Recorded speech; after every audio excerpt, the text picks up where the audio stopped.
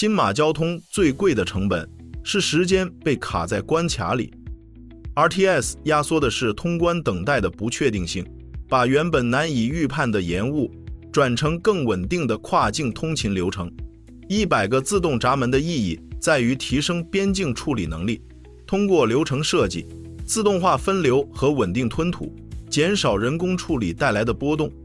新加坡和新山之间的距离一直很短，长期拖慢跨境效率的环节始终集中在关卡本身。RTS 的核心价值集中在联检效率、通行稳定性和系统协同能力，重点在于它具体解决了哪些瓶颈，以及哪些问题仍然超出闸机数量本身的处理范围。100个自动闸门的重点在于单位时间内稳定、连续、低摩擦地处理跨境人流。跨境系统的关键指标不是设备数量本身，而是整体吞吐能力和波动控制能力。过去新马陆路口岸最突出的痛点集中在人流处理碎片化，乘客需要经历等车、堵路、下车、排队、人工检查和转乘，多次切换叠加出大量延迟和失误。系统压力并不只来自人多，也来自每个环节都存在不稳定性。RTS 采用联检一体化设计，列车、月台、人流导向、出入境查验和出站接驳按统一系统规划，目标是把跨境通行整合成一条连续链路，减少过去由不同部门和不同流程分割造成的转换成本。自动闸门的作用集中在标准化流程、并行处理和降低时间波动。证件、资格和流程符合要求的常规旅客可以快速通过，人工资源集中处理异常个案，人流通过多个入口分散，局部堆积压力下降。高频通勤者对流程熟悉，重复性高，标准化程度越高，系统越容易维持稳定。RTS 的关键不在列车速度，而在边境处理能否从传统公路口岸中车辆、人流和人工检查相互干扰的状态，转向连续的人流处理模式。闸门数量本身不等于通行体验，高峰时段列车集中下客，动线狭窄，证件识别失败率偏高，人工复核窗口不足，异常旅客处理过慢，都会直接压低实际吞吐。列车班次、联检区释放速度和月台承载能力之间也需要同步匹配，否则回堵仍会出现。100个闸门体现的是系统化处理能力，核心在于把传统关卡的人流碎片化推进为统一、有节奏、可预测的跨境流程。新马交通承载的并不是单一的跨境出行需求，而是收入安排、生活成本配置和家庭运作节奏。大量家庭选择居住在新山，原因在于房租、房贷和日常支出压力较低。大量劳动人口每天进入新加坡，原因在于收入差距足以显著改变家庭现金流。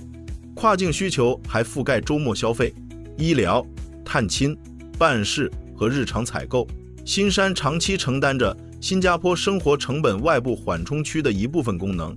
这条线的需求分布覆盖工作日、周末和长假，通行压力持续存在。高频、刚性的流量长期压在道路、巴士、私家车、摩托车和传统关卡处理体系上，系统脆弱性持续放大。提早出门无法保证准时，上了巴士也无法保证顺利过关。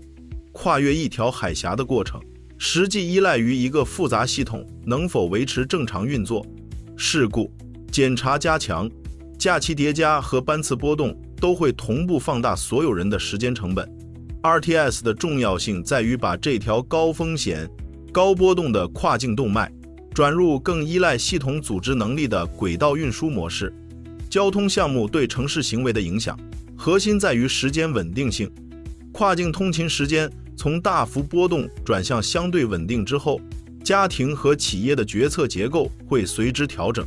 居住在新山、工作在新加坡的安排，过去长期受边境波动影响，工作、育儿和日常作息都容易被关卡延误打乱。RTS 把跨境通勤推向更接近城市铁路的节奏之后，居住地与工作地的组合开始具备更强的可计算性。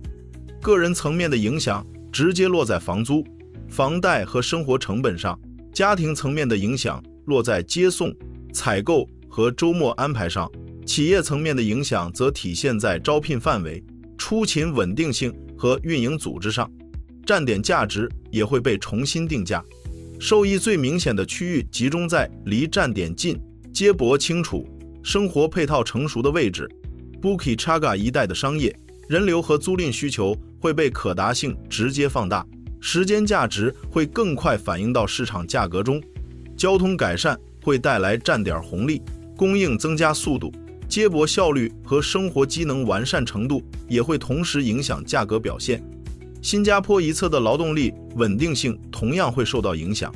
服务业、零售业以及部分基层和技术岗位长期承受跨境通勤波动带来的迟到和出勤不稳定问题。RTS 稳定这一段通行之后，雇主的排班和运营压力下降，员工可支配时间增加，消费流向也会调整。跨境消费、短时停留和临时性出行过去长期受到过境不确定性压制，通行稳定性提升之后，出行频率会更高。RTS 覆盖的是高频客运需求，并不覆盖全部跨境场景。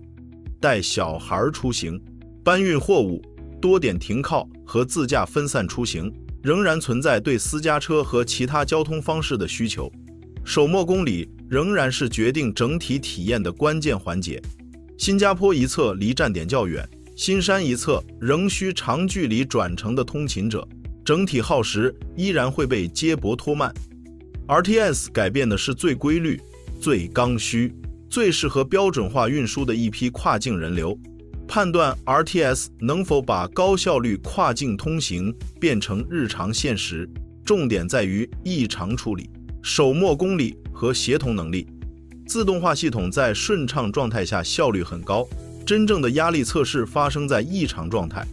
证件读取失败、旅客资格不符、临时安全检查加强、设备维护和高峰叠加，都会迅速挤压处理能力。异常个案分流速度决定后方自动闸门的实际效率，平均速度之外，更关键的是系统恢复速度。成熟系统的特征在于局部问题不会迅速扩散成整条链路的混乱。首末公里直接决定主干线效率能否转化成完整体验。通勤者的时间损耗经常出现在下车之后的步行、转乘和衔接环节。新加坡一侧转乘次数过多，步行体验差，巴士衔接不稳；新山一侧出站后接驳不足，都会抵消铁路主干节省下来的时间。RTS 的整体体验取决于从进站、通关、乘车到离站接驳的整条链路是否连续。协同能力决定跨境项目能否长期稳定运作。边检规则、票务安排、应急机制、运营维护、客流预警和节假日加班次涉及长期同步执行。跨境系统最容易出现的问题是各单位分别完成自身职责，但整体体验缺乏统一协调。乘客感受到的是完整系统是否顺畅，任何一环失灵，体感都会转化为整个系统失灵。RTS 的真正分水岭出现在普通工作日的高峰时段，高峰期的稳定性、顺畅度和焦虑感下降幅度，决定它是否完成了从基础设施建设到日常效率兑现的转化。RTS 的价值取决于它能否把跨境通勤中最痛的部分处理掉，也就是把不可预测的等待压缩成可预测的通行时间。新马之间长期不缺跨境需求，长期缺的是一个不依赖运气的系统。100个自动闸门、联检站体和轨道班次都是围绕这一目标配置的执行手段，最终结果体现在时间是否真正回到乘客手中。日常通勤者的睡眠、出勤和作息安排，周末过境人群的排队成本和出行效率，都会直接反映 RTS 的实际表现。RTS 通车后的观察重点集中在票价、